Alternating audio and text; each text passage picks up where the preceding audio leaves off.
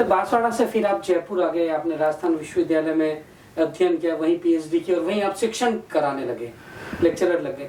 जिस कॉलेज में आप पढ़े वहीं आप पढ़ाने लगे, उस समय कैसा लगा? आपने क्या ये सोचा था कभी ऐसा?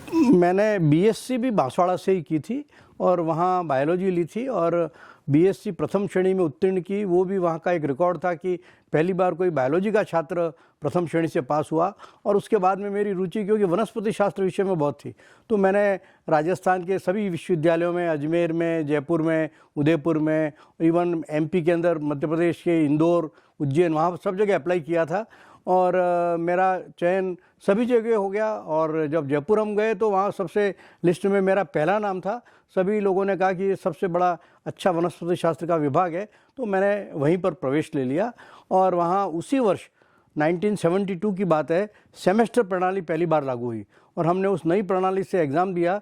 और मैं छोटे से क्षेत्र से गया था, वहाँ सभी लोग जयपुर के और इस तरह के छात्र थे जिनको कि समृद्ध लाइब्रेरी और सब सुविधा उपलब्ध थी। लेकिन मैं जयपुर में दादा भाई नौरोजी हॉस्टल, जो विश्वविद्यालय का प्रतिष्ठित हॉस्टल था, उसके कमरा नंबर 52 में रहा 2 साल तक और मैंने प्रथम सेमेस्टर में ही प्रथम स्थान प्राप्त किया। और फिर लगातार मैंने इतने मार्क्स प्राप्त किए कि एक रिकॉर्ड बन गया और विश्वविद्यालय की गोल्ड मेडल के रूप में मुझे वहाँ एमएससी मैंने की। और जैसे ही मैंने एमएससी की तब मुझे तुरंत नौकरी के लिए इंटरव्यू जब विश्वविद्यालय का दिया तो उसमें मेरा चयन हो गया।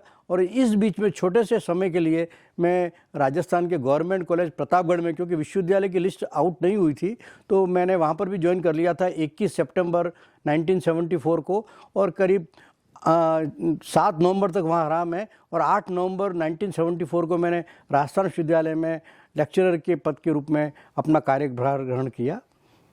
राजस्थान विश्वविद्यालय में रहते हुए आपने कई महत्वपूर्ण पदों पर कार्य किया। आपने वहाँ की जो शिक्षा व्यवस्था है उसको लेकर भी काफी कुछ कार्य किया।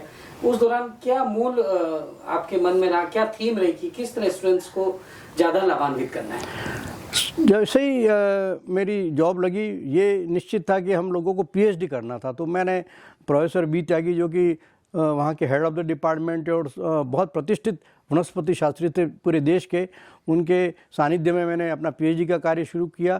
तो मैं टीचिंग के साथ साथ, क्योंकि हम लोग महाराजा कॉलेज जो साइंस का कॉलेज है वहाँ पर पढ़ाने जाते थे और साथ साथ पीएचडी का काम भी करते थे। इसके साथ ही मैंने विश्वविद्यालय के अधिकतर योजनाओं के अंदर भाग लिया, जिसके अंदर कि मैं एनएसएस का इंचार्ज रहा। एनएसएस की जो पीजी यूनिट थी उसका 10 साल तक मैं इंचार्ज रहा। प्रॉक्टर, रेक्टर, इंडियन हमारी बॉटेनिकल सोसाइटी थी उसका मैं सेक्रेटरी रहा और विभिन्न तरह की गतिविधियों में मैंने लगातार भाग लिया।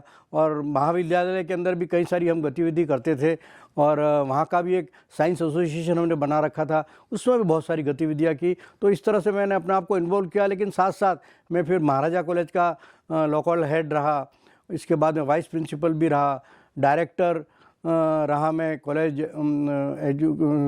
डेवलपमेंट सेंटर था सीडीसी उसका। और इस तरह से सभी पदों पर कार्य करने का मुझे मौका मिला, जिससे मैं विश्वविद्यालय की व्यवस्थाओं के साथ साथ न केवल पढ़ाई के साथ साथ एडमिनिस्ट्रेशन में भी मेरी रुचि थी और उसको मैंने अच्छी तरह संपादित किया। वनस्पति शास्त्र का नए सिलेबस में आपकी बहुत भूमिका थी। जब नया सिलेबस तैयार करने के लिए आपको कहा गया तो आपने किन बातों का खास ध्यान रखा? राष्ट्रीय स्तर पर जब भी ये बात आती थी तो एक नया सिलेबस आया यूजीसी से, उसको लागू करना था। हमने ये ध्यान रखा कि राष्ट्रीय स्तर का सिलेबस भी हो, साथ साथ राजस्थान से जो चीज़ें हैं जो आवश्यक हैं उन सबको भी हमने सिलेबस में डाला। मैंने राजस्थान बोर्ड के लिए भी पुस्तकें लिखी और सिलेबस बनाने में सहायता की और विभिन्न विश्वविद्यालयों के लिए भी जो अलग अलग राज्य के विश्वविद्यालय थे उनके भी अंदर में आमंत्रित रहता था, जिससे कि उनके सिलेबस के अंदर हम अच्छे प्रभावशाली चीज़ें जो आवश्यक हैं। विज्ञान में क्या है कि प्रतिवर्ष सिलेबस यदि अपडेट नहीं होता तो वो बेकार है। तो वो मेरा यही रहता था कि हर वर्ष कुछ न कुछ हम नया करें और नई नई चीज़ें अपने सिलेबस में डालें।